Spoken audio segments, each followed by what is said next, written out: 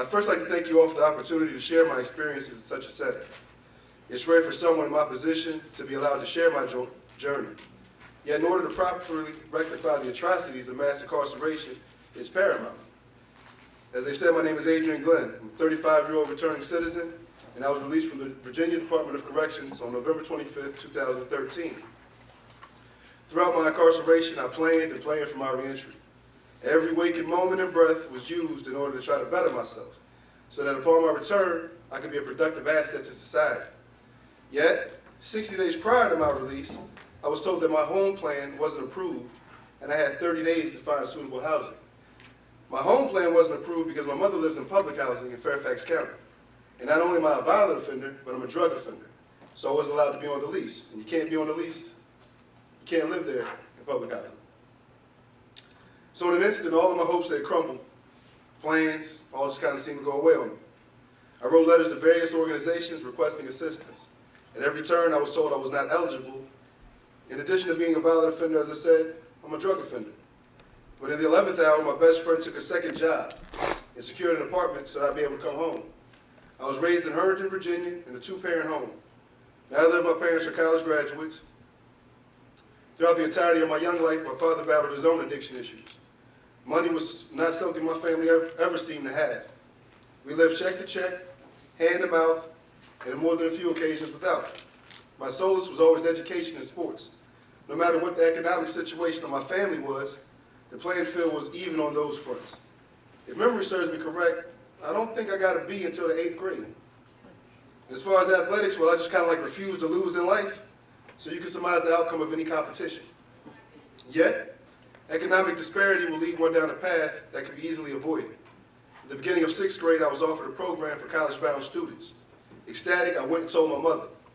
After congratulating me, her mood became somber, and she bluntly said, "Adrian, if you want to go to college, you're going to have to do it.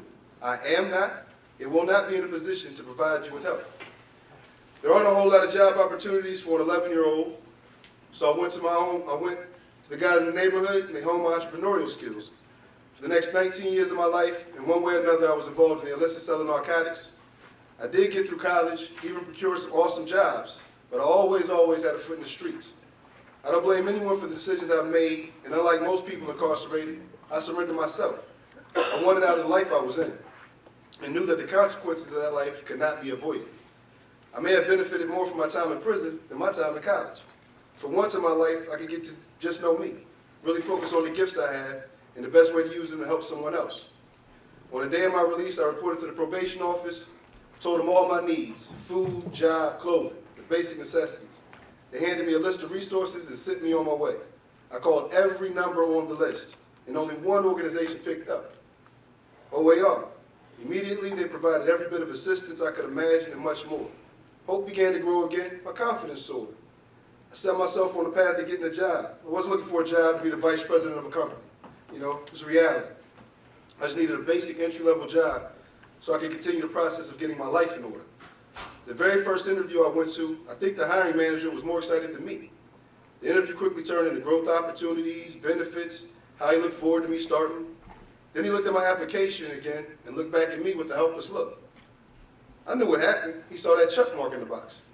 He gathered himself, said he'd be in touch. That was last December. I haven't heard from him since. Another interview was with a nonprofit in Washington. More than anything else, I just want to give back in any way I can. Spend a lot of time mentoring, doing youth ministry, volunteering in shelters, advocating for returning citizens, and anything else God leads me to do. So a job in a nonprofit, perfect. I'm a perfect fit. When I walked into the interview, manager already had my orientation packet. Though I applied for an entry-level canvasser job, he informed me that he wanted me to do training and research and train other people to go out and canvas. And I get a salary. In my mind, I thought, finally, a great job, good pay, doing what I love doing. We didn't do much talking about the position, spent a half hour getting to know each other. As I placed the orientation packet in my messenger bag to leave, he took my application, put it in the cabinet with the other employee files. Then he stopped short. He said, "Just fill out another application. We're not going to do a background. All you have to do is ask my secretary to give you another one. Just fill out another application." I smiled, thanked him for his confidence in me, but then I told him there are two reasons I can't do that. One, my faith won't allow me to, and two, it's illegal, and I will never do anything illegal again. Currently, I'm attending school for cosmetology and interning at a barbershop. A good week means I take home about $60. In the coming weeks, I picked up some side work, as they said, teaching basic computer schools. And OER is my family. The stigma of being an ex-offender is debilitating. My education isn't even a factor. Remember, I'm college educated. When I go to an interview and meet people, the fact my first book was published and released while I was still incarcerated holds no weight. That I operate an online ministry and spend the majority of my free time giving back means nothing. All they see when they look at me is an ex-con. Because of my mistakes, I'm forced to live on the fringes of society. At times, I feel like a runaway slave, hoping I don't get caught again. I have served my time, dealt with the consequences of my actions, made amends for the wrongs I've done, and I refuse to live as a second-class citizen. I refuse to accept that the minds of the people cannot be changed. It's easy to incarcerate. It takes real effort to rehabilitate. I applaud all of you who are making that effort, and I implore all of you who are not to take the time out too. It's time to call to task these corporate entities making a living off the prison industrial complex.